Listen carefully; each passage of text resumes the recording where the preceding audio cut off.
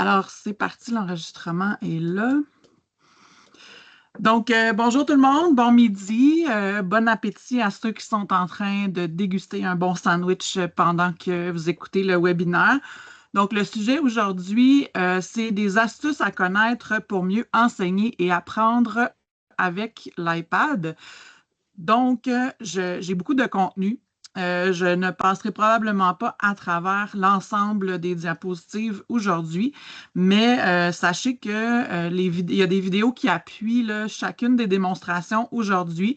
Donc, en ayant le support là, pour ceux qui ne l'ont pas encore reçu, j'ai placé tout à l'heure le lien de la présentation, ce que je vais faire à nouveau dans le clavardage. Et pour ceux qui arriveront par la suite, je pourrai là, sans problème vous le partager quand la présentation sera terminée.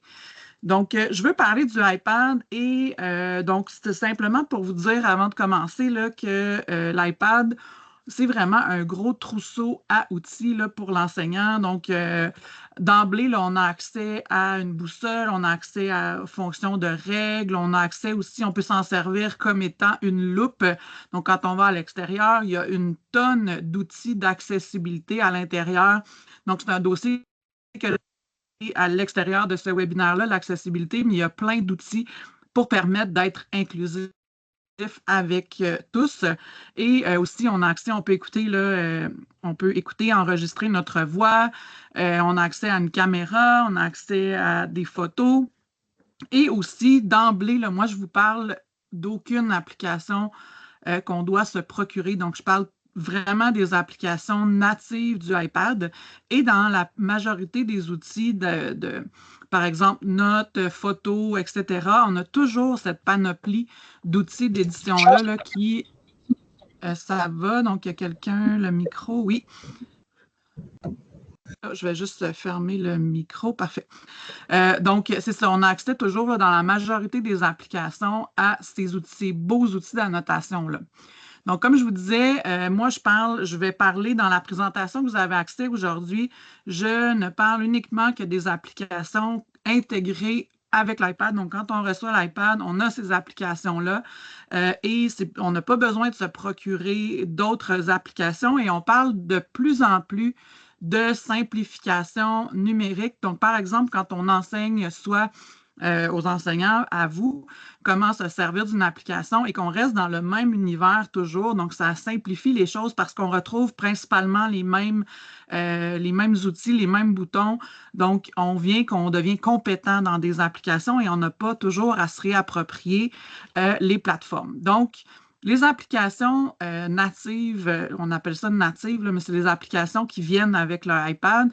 Donc aujourd'hui, je vais vous faire découvrir parce que souvent elle est méconnue, mais je vais vous parler de Freeform parce que c'est une application pour l'enseignement surtout, mais on peut s'en servir avec les élèves aussi. Je vais vous parler de notes et je ne ferai pas le tour de toutes ces applications-là, mais je vais vous parler de certains petits réglages ou certains petits outils qui peuvent faire une différence dans votre quotidien et qui sont souvent méconnus. Donc, je vais vous parler du Spotlight, entre autres. Je vais vous parler du centre de contrôle, donc comment on peut venir personnaliser le centre de contrôle pour avoir accès facilement à nos outils. Peut-être que c'est des choses que vous connaissez déjà, mais peut-être que vous apprendrez au moins un petit élément là, dans chacun de ce que dans tout ce que je vous présenterai aujourd'hui. Je vais vous parler d'enregistrement d'écran qui peut être vraiment pertinent en enseignement. Donc, quand on veut faire une démonstration à des élèves, on veut expliquer un problème. Donc, l'enregistrement d'écran est très utile pour les enseignants. Et comme je vous disais, je ne ferai pas la tournée de tous ces outils-là, mais la présentation contient l'ensemble de ces démonstrations-là. Donc, c'est vraiment une trousse pour s'approprier les outils de base du iPad. Donc, pourquoi je les ai tous mis là, même si je ne passais pas à travers tous ces outils, c'est que je voulais que vous ayez quand même accès à tout ça. Et je vais me concentrer aussi aujourd'hui là, sur la triangulation des apprentissages. Là, je sais, on vous en parle régulièrement, mais La tablette est vraiment un outil extraordinaire parce qu'elle nous permet d'être mobile. Donc, que ce soit avec une tablette là, d'un chariot ou si vous avez votre tablette enseignant, vous pouvez là, documenter l'apprentissage des élèves, aller chercher différents types de production, des observations parce qu'on est mobile, on n'est pas pris avec l'ordinateur. Et comme je vous disais, il y a accès à une tonne d'outils, donc le micro, la vidéo, on peut prendre, on peut numériser directement là, les traces d'apprentissage des élèves. On peut aussi s'en servir pour être inclusif, donc pour traduire du contenu, faire lire du contenu aux élèves aussi, là, par exemple, tout simplement à partir d'une trace papier. Donc, c'est un peu sur quoi je vais me concentrer aujourd'hui dans la démonstration et j'espère évidemment que vous ayez un petit apprentissage là, en sortant de cette présentation et sachez que je le donne aussi en format journée de formation où on peut explorer le plus en profondeur ces outils-là. Donc, ici, je vais faire les démonstrations. Donc, ce que vous voyez ici, c'est en temps réel mon iPad. Donc là, je vais juste le rebrancher. Et comme je vous disais, à la diapositive suivante, vous avez accès à la vidéo YouTube. Donc, si vous cliquez dessus, là, vous allez être en mesure de la faire jouer pour revoir exactement ce que je vous présente aujourd'hui. Donc, je voulais vous parler du Spotlight parce que je vois souvent les gens qui recherchent une application, qui ne savent pas, donc qui passent à travers les tonnes de pages comme moi. Donc, vous voyez que je ne suis pas très organisée dans ma tablette, mais je vais vous parler du Spotlight parce qu'il nous permet facilement de rechercher pas seulement une application, mais aussi faire une opération rapide, trouver une équivalence sans avoir à ouvrir une application. Donc, j'aime toujours reparler de cette fonctionnalité-là quand je fais une présentation. Donc, le Spotlight, vous y avez accès. Donc, avec votre doigt, là, vous voyez mon curseur ici avec votre doigt. Si vous glissez vers le bas, on va avoir accès au Spotlight qui est l'outil de recherche. Mais sachez que quand vous écrivez, vous pouvez, oui, chercher une application là, comme Freeform ici. Donc, vous allez voir tout ce qui concerne Freeform.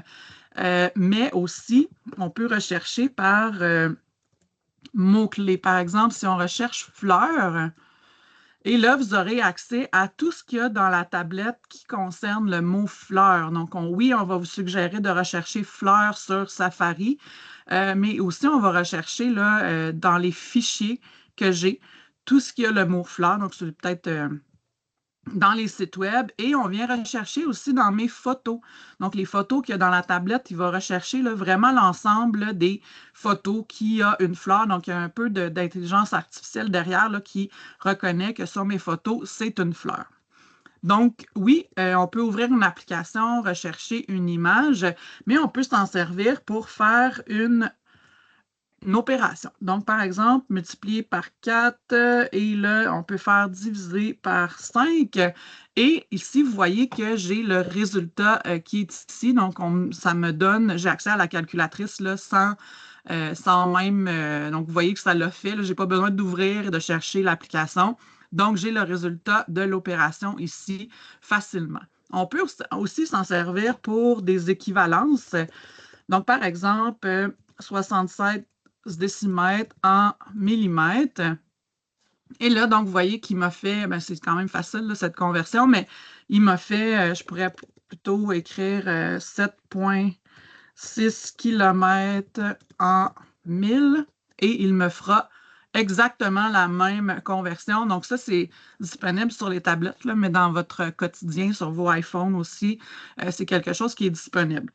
On peut aussi les conversions de température, donc 350 Celsius en Fahrenheit. Oups. Et là, je vais avoir j'aurais dû mettre simplement C.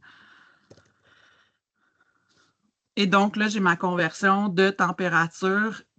Donc, c'est quand même très, ça simplifie là, la recherche et vous pouvez chercher comme ça là, dans tout ce que vous avez dans votre tablette.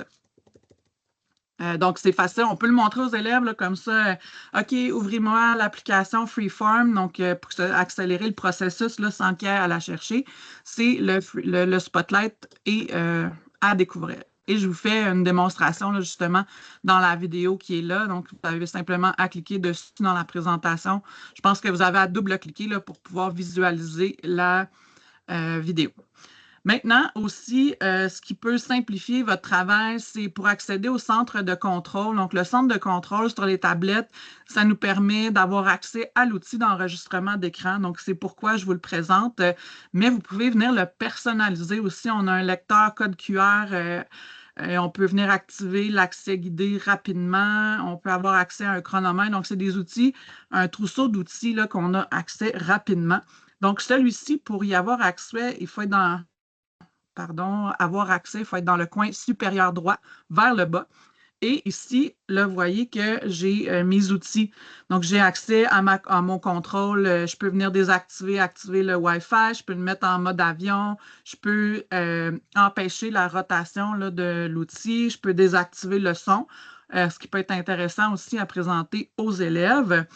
Et là, vous voyez, mon petit outil d'enregistrement, il est ici. Je peux avoir accès à une loupe aussi et tout ça. Mais vous voyez, j'ai aussi d'autres outils qui permettent d'augmenter la taille donc, de la police rapidement là, sur toutes les applications de mon iPad. Et là, j'ai accès à la musique, donc les outils intelligents et les outils, donc le AirDrop, donc pour activer le AirDrop, le Wi-Fi et le Bluetooth. Donc, ici, c'est mes outils coup de cœur. Et comment on fait pour en ajouter? Donc, on vient tout simplement cliquer sur le plus ici et on peut en supprimer et on peut ajouter aussi une commande. Donc, vous avez accès à tout ce qui peut être... donc, on peut avoir la recopie d'écran qui est très utile, ce que je suis en train de faire en ce moment. Vous avez balayé un code QR aussi là, sans avoir à ouvrir la caméra. Donc, c'est vraiment spécifique au code QR. Vous pouvez créer une note rapide, mais ce que moi, je vous conseille d'avoir, c'est vraiment l'enregistreur d'écran qui nous permet d'enregistrer tout ce qu'on fait sur la tablette en temps réel. Donc, ça, c'est intéressant. Et là, si vous avez des questions, je suis seule, donc là, je n'ai pas regardé le clavardage, mais je serai en mesure de répondre là, un peu plus loin à vos questions. Donc, pour la personne qui cherche le Spotlight, tout simplement, ce que je précisais, là, je vais refaire la démonstration tout à l'heure, mais il faut mettre le doigt dans le centre de l'écran et descendre vers le bas. Entre deux applications, évidemment, il ne faut pas peser sur une application. Donc, c'est un mouvement, un geste avec les doigts. Donc, je vous conseille ici, en cliquant dessus, de venir ajouter l'enregistreur d'écran et je vous en parle un peu plus loin, comment ça fonctionne. Et donc, on a accès aussi par le centre de contrôle à fermer la tablette facilement là, sans avoir à peser sur les deux outils, sur les deux boutons là, pour avoir à le fermer. Donc, vous voyez, je vous avais un petit signe là, pour le fermer ici. Donc, centre de contrôle, un élément aussi à connaître autant sur les tablettes que sur votre téléphone. Donc, j'étais ici, donc pour le centre de contrôle, là, le Spotlight, c'est vraiment, je vous le refais, là, mais on est entre deux applications, donc peu importe où vous êtes, là, on est au centre du iPad et on descend et vous avez accès au Spotlight là, de cette façon. Ça nous permet d'être un petit peu plus productif. Donc, on a vu tout à l'heure diffuser l'écran. Ça aussi, c'est quelque chose qui, pour optimiser votre enseignement avec la tablette, donc diffuser l'écran. Donc, vous voyez, moi, je projette là, actuellement, je suis sur mon ordinateur, mais je diffuse mon écran je suis sur mon ordinateur et je diffuse mon écran de mon iPad là, sur mon ordinateur, et ce qui fait que vous pouvez avoir accès à ce que je fais sur ma tablette. Donc, il y a différentes façons là, de faire dans votre classe pour y arriver. Il y a le AirPlay, donc avec si vous avez un Apple TV, ou via un ordinateur, donc les PC, là, il y a tous les PC ont l'application AirServer d'installer dessus, ce qui permet de faire du miroir, c'est-à-dire de projeter votre tablette là, sans fil, donc de pouvoir être mobile et avec un stylo où en fait les élèves vont voir en temps réel ce que vous faites sur votre tablette. Ça, c'est une façon. Et avec les Mac, évidemment, là, ça se fait seul, donc on reconnaît automatiquement le Mac là, dans les outils de partage.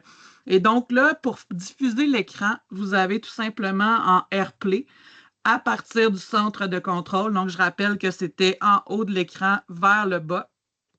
Donc, et là, c'était dans les cœurs ici. Et vous voyez qu'actuellement, donc vous avez juste à appuyer dessus et vous allez voir, par exemple, si vous avez un téléviseur intelligent, vous allez voir le nom du téléviseur. Là, si je clique dessus, je vais tout simplement arrêter de diffuser mon écran, mais je ne vais pas faire ça. Mais vous allez voir, par exemple, le nom de votre Apple TV, le nom du téléviseur en question. Donc, ça, c'est le mode AirPlay. Donc, c'est sans fil. Il y a une autre Oups, pardon. Il y a une autre façon aussi d'y arriver. C'est une enseignante de notre centre de service qui m'a partagé ça. Donc, par exemple, si vous ouvrez un Google Meet, donc on s'en servait beaucoup pendant la pandémie, mais vous ouvrez sur votre ordinateur à partir de Google Classroom un Google Meet. J'ai la vidéo là, qui appuie ça, vous allez la voir après.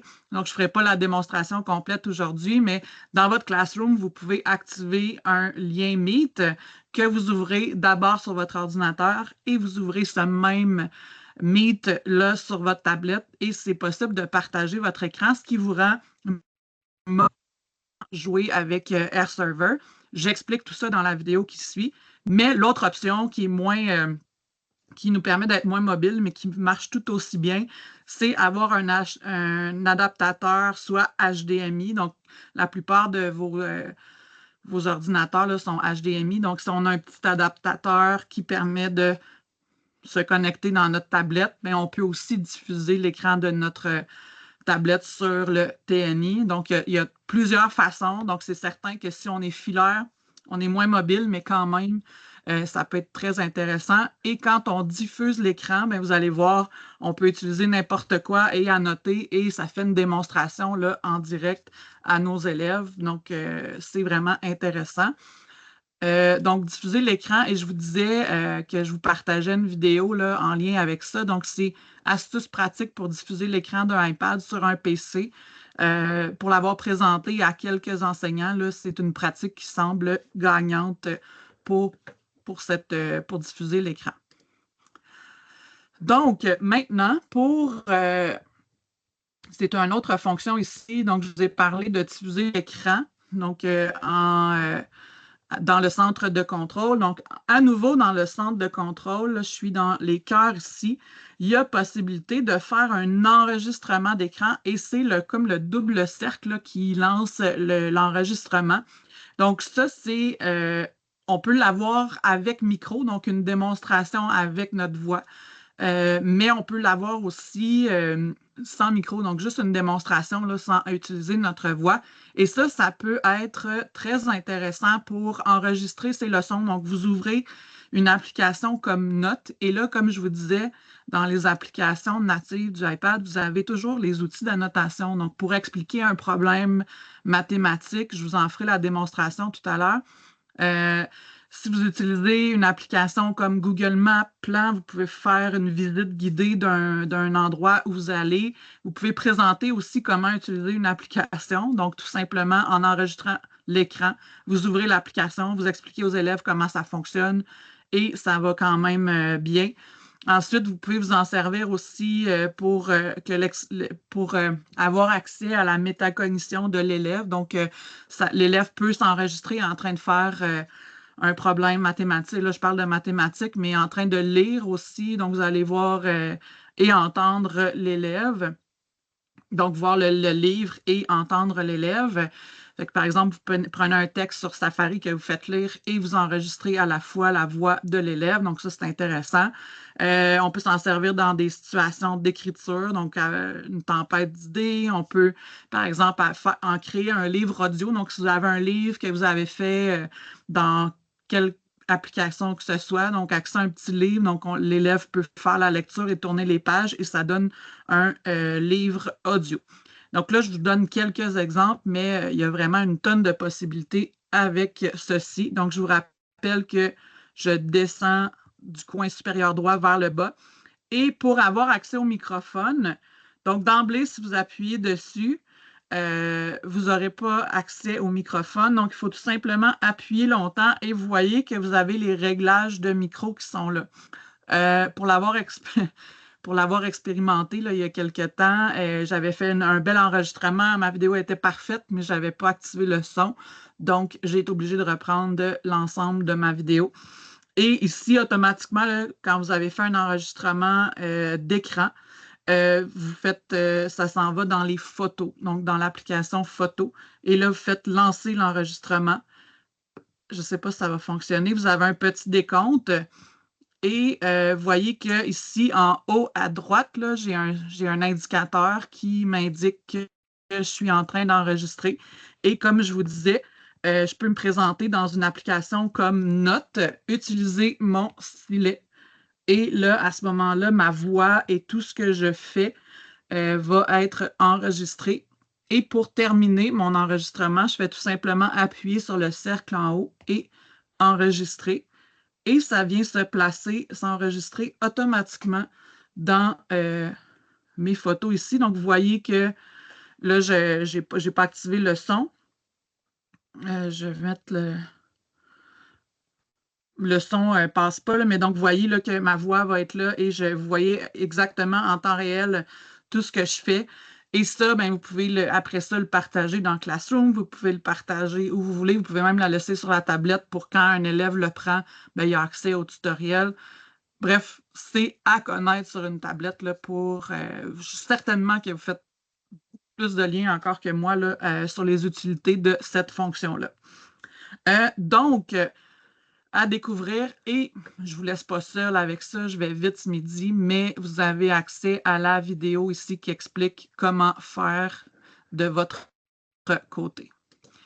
Maintenant, donc je vais dupliquer celle-là pour pouvoir avoir accès. J'ai oublié de le faire, mais je vais vous présenter le dictaphone aussi. Je vais dupliquer puis placer, excusez-moi. Je vais juste placer mon écran ici pour que vous puissiez voir la démonstration. Donc, le dictaphone, ça nous permet évidemment d'enregistrer. Donc, ça, vous avez accès là, sur soit un iPhone ou une tablette. On n'a pas besoin d'installer rien, c'est là. Donc, pour enregistrer vos idées à vous, votre rétroaction aux élèves, vous êtes en train de corriger un travail d'élève ou vous enregistrez. Donc, c'est pour enregistrer la voix. Et on peut le partager après aux élèves, là, ce fichier audio-là, pour que les élèves y aient accès dans Classroom. Vous pouvez, peu importe la plateforme que vous utilisez avec vos élèves, c'est facilement partageable après. Puis ça se copie-colle dans plusieurs applications du iPad. Donc, c'est pour des consignes ou des explications. Des fois, il y a des élèves qui ont besoin d'entendre leur enseignant. Ça peut être une rétroaction audio qu'on fait dans cette application-là. Enregistrez vos observations. Vous n'avez pas le temps de les noter. Vous circulez dans la classe et vous enregistrez vos observations. Ça peut être pour travailler la fluidité en lecture avec les élèves. Donc, vous proposez un texte et l'élève peut s'écouter. Ça, c'est très intéressant. Donc, de travailler la fluidité en lecture, au niveau des entretiens de lecture aussi, enregistrer les réflexions des élèves, etc. Donc, c'est vraiment intéressant à utiliser. Et comme je vous disais, peu importe l'outil que vous avez, on utilise notre spotlight. On met le doigt dans le milieu de l'écran, on descend vers le bas et on recherche dictaphone. Et donc là, j'ai un petit tiroir ici. Là, vous avez des dossiers où vous pouvez les classer. Ensuite, vous avez tous vos enregistrements qui sont là. Donc, ça vient normalement, ça prend l'adresse de où on l'a enregistré et c'est simple. Là, les élèves deviennent compétents rapidement pour l'utiliser. On a tout simplement à cliquer sur le bouton enregistrer et on démarre un enregistrement. On peut faire des pauses. On peut reprendre notre enregistrement. Donc, c'est simple, ça fait partie du iPad, pas besoin d'installer rien. Pause et quand on a terminé l'enregistrement, on fait OK. Mais vous avez aussi des petits outils d'édition. Donc, on peut ignorer les silences, avoir un enregistrement amélioré et aussi accélérer la vitesse de lecture. Et aussi ici, on peut venir faire, il n'y a pas gros outils d'édition, mais on pourrait venir enlever un bout dans mon enregistrement, là, donc je pourrais venir glisser pour enlever cette partie-là et tout simplement soit raccourcir ou supprimer la partie en jaune. Donc, je vais faire raccourcir et je fais appliquer. Et je peux venir changer évidemment le titre là, pour lui donner un titre, mais il s'enregistre là, toujours par nouvel enregistrement et vous avez la durée et la date, l'heure, pardon, de l'heure. Vous avez aussi la date là, de l'enregistrement. Donc, on fait OK. Et là, mes enregistrements sont ici. Et après, là, je peux les glisser dans... Je peux tout simplement le prendre comme ça et le mettre dans une autre application, mais je peux le partager aussi. Là. Donc, vous avez accès à Classroom, vous avez accès au courriel pour l'envoyer aux élèves, Teams, vous pouvez le copier, le coller dans un courriel. Si vous avez accès, vous pouvez l'enregistrer dans Drive parce que vous pouvez connecter dans Fichier, l'application Fichier, votre Google Drive, donc vous pouvez le déposer là. Donc, il y a vraiment, vous pouvez venir le classer là, justement ici dans un dossier. Pour, par exemple, faites un dossier par élève, là, vous pouvez déposer les traces que vous avez pour cet élève-là dans ce dossier-là. On peut créer un nouveau dossier ici. Donc, très, très, très intéressant comme application. Même si vous ne le partagez pas, si vous avez votre tablette enseignant, là, ça peut être très, très intéressant de l'utiliser. Et vous pouvez en mettre comme favori. Donc, par exemple, la meilleure lecture de Charlotte, la meilleure lecture de Corinne. Donc, je peux venir placer quelques fichiers dans les favoris. Et là, bon, vous avez plusieurs options comme ça. Donc, ça fait partie aussi de la tablette. Et je voulais terminer en vous présentant un outil qui est souvent, donc, développer sa fluidité en lecture. Là. Donc, évidemment, on peut permettre aux élèves de s'enregistrer avec les tablettes. Ah, j'avais deux autres choses que je voulais vous présenter. Donc, ceux qui quittent à exactement 40, là, vous allez avoir accès quand même à l'enregistrement et à la présentation. Je vous enverrai un courriel là, pour vous donner le lien. Mais ici, texte en direct, c'est aussi une fonctionnalité qui est très intéressante puisque ça nous permet de numériser un texte ou un livre, une page d'un livre qu'on a papier et de pouvoir interagir avec le contenu, c'est-à-dire qu'on peut se faire lire un document qui est papier en prenant la photo, donc ça va reconnaître que c'est du texte, mais je peux aussi faire traduire le contenu facilement. Donc là, ça va peut-être brasser un peu dans la démonstration parce que je vais bouger ma tablette, mais je veux vous montrer cette fonctionnalité-là. Et d'abord, je vais vous montrer comment venir l'activer. Donc, pour certains modèles, donc je précise ici que ce n'est pas tous les iPads là, qui ont cette fonctionnalité-là. Donc, c'est les iPads 8e génération ou plus. Comment on fait pour savoir quel modèle de tablette on a? Donc, on vient dans Général et on vient dans Information.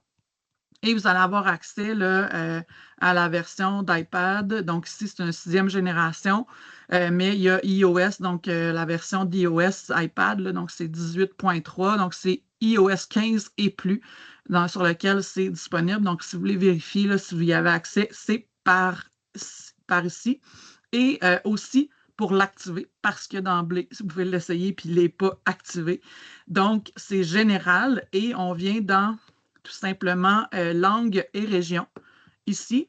Et c'est un peu plus bas, il faut activer le texte en direct ici. Donc, je vais vous faire la démonstration. En fait, je vais utiliser ma caméra et je vais tout simplement venir numériser un document.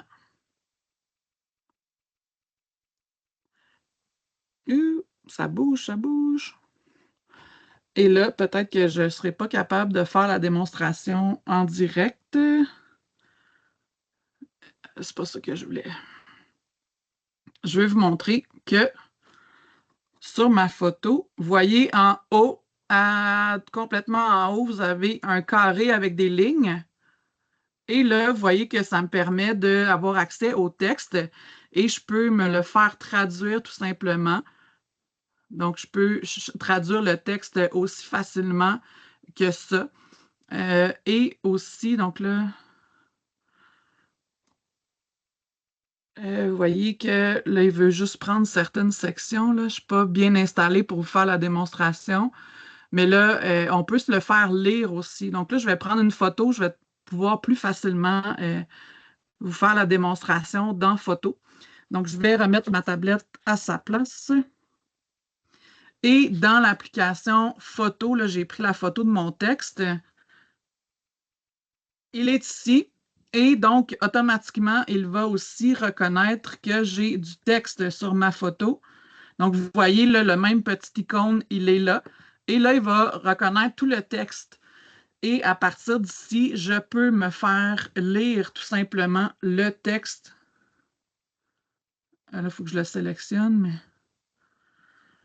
Et là, je peux faire prononcer. Et là, vous n'avez pas accès à la lecture là, parce que je ne partage pas le son, mais il va me lire l'ensemble du texte avec la voix, évidemment. Donc, vous pouvez faire pause, mais vous pouvez aussi traduire. Donc, ça, c'est vous choisissez la langue dans laquelle on souhaite que le texte soit traduit. Donc, ça rend, si on montre ça à l'élève, là, vous voyez la lecture qui défile sur l'écran. Donc, on voit où il est rendu. Ça surligne la phrase et les mots. Donc, ça peut permettre de rendre des élèves autonomes. Donc, soit des élèves qui ont besoin de synthèse vocale et qui n'ont pas toujours besoin de sortir leur outil. Donc, dans un contexte rapide comme ça, donc, il peut numériser le travail et écouter le texte, mais ça peut être aussi pour des nouveaux arrivants. Donc, quand on leur donne les consignes, bien, ils pourraient, là, dans les débuts, là, se faire traduire le contenu ou se faire lire le contenu en français là, pour entendre les consignes. Donc, c'est le texte en direct. Vous avez soit à partir d'une photo qui est dans photo, mais en temps réel aussi, un élève pourrait circuler dans l'école et se faire traduire là, les affiches en temps réel sur la tablette. Donc, texte en direct, très intéressant pour être inclusif. Et là, j'ai fait une démonstration où je bougeais un peu, mais je vous fais aussi avec un livre là, dans la démonstration ici, dans la vidéo. Et aussi, ça fonctionne avec de l'écriture manuscrite. Donc, quand on écrit à la main, ça va reconnaître ce texte-là aussi. Ça peut même nous le traduire. Donc, très, très, très intéressant comme fonctionnalité. Et je veux terminer en vous présentant un outil extraordinaire qui s'appelle Freeform, qui est en fait un outil qui nous permet d'avoir accès à... c'est un gros tableau collaboratif. C'est un tableau blanc à l'infini dans lequel on peut ajouter différents types de contenus. Donc, je vous présente à l'instant Freeform. Vous allez comprendre davantage quand je vais le présenter. Donc, Freeform est aussi une application intégrée à l'iPad. Donc, c'est une application de Apple.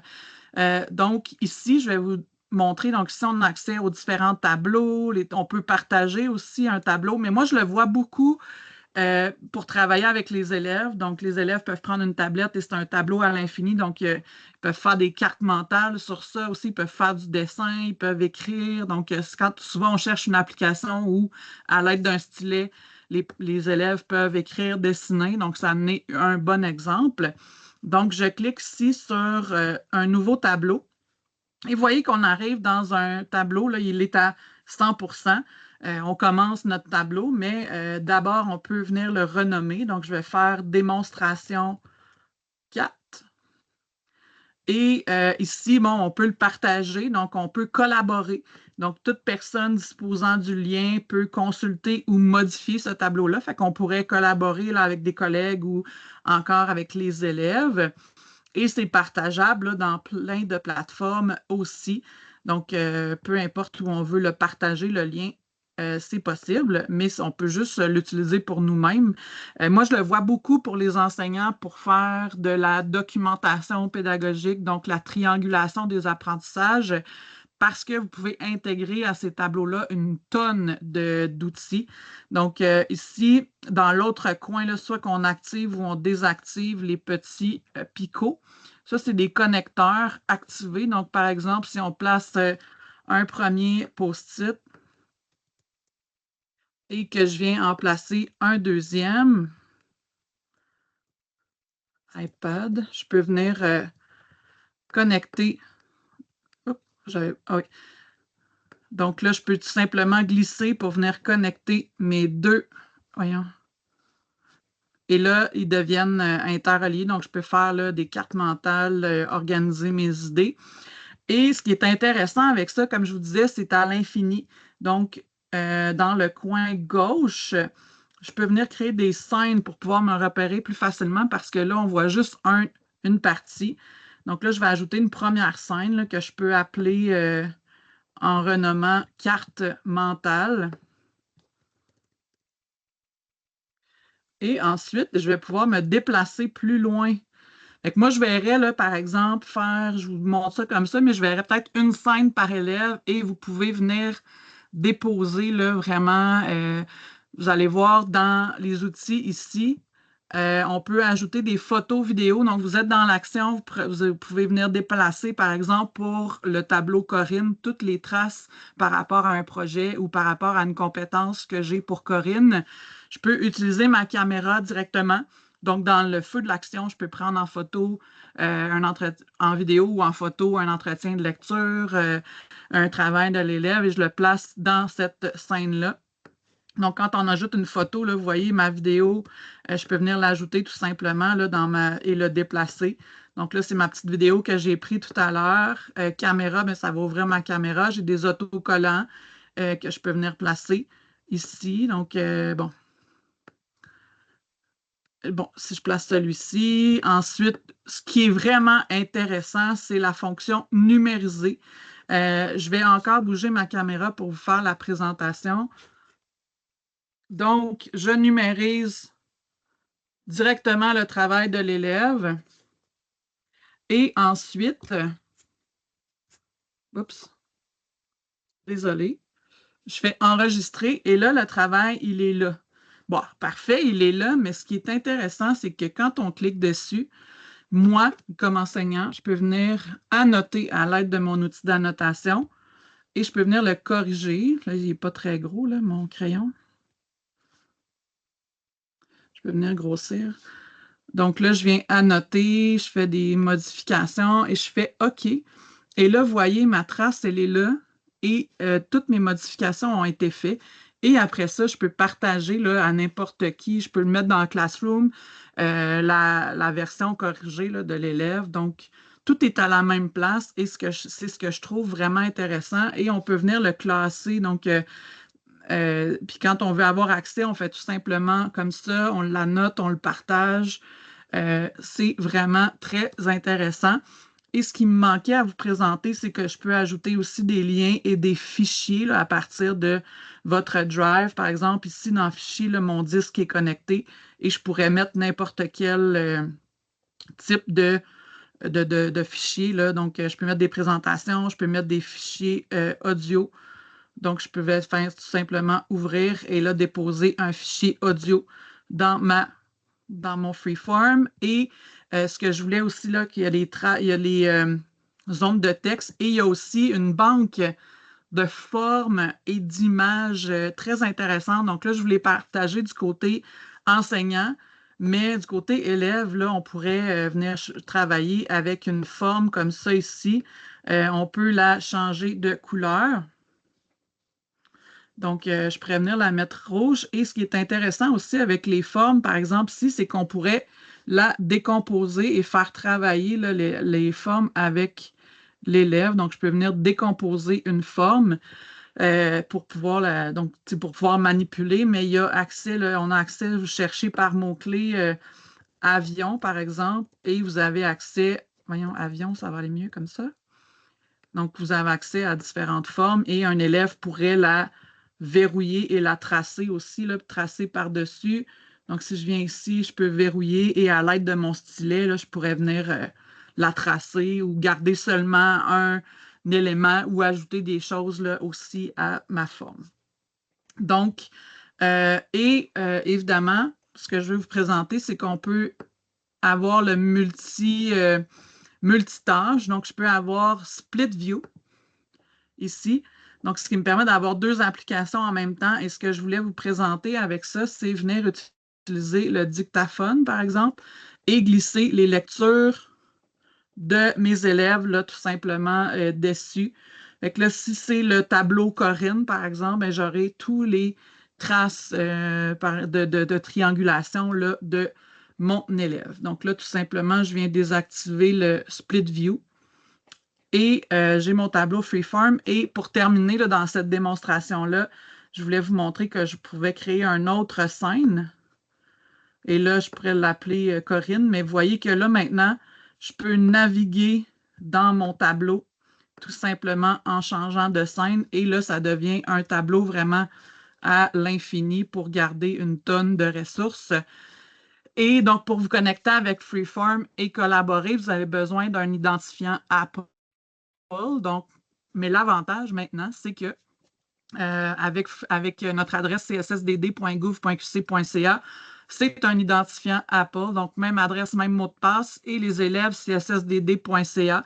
Donc, c'est facile de pouvoir collaborer. Donc, je parle de collaborer. Là, si vous voulez travailler juste avec l'outil sans collaborer, vous n'avez pas besoin d'identifiant Apple, mais pour collaborer à plusieurs, ça prend un identifiant.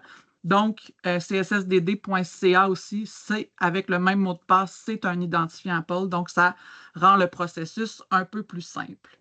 Et une fois que vous avez fait le travail, bien, vous pouvez l'imprimer ou l'exporter en PDF, là, mais évidemment, comme c'est à l'infini, ce n'est peut-être pas optimal là, pour avoir le tout sous format PDF, mais c'est un très bel outil.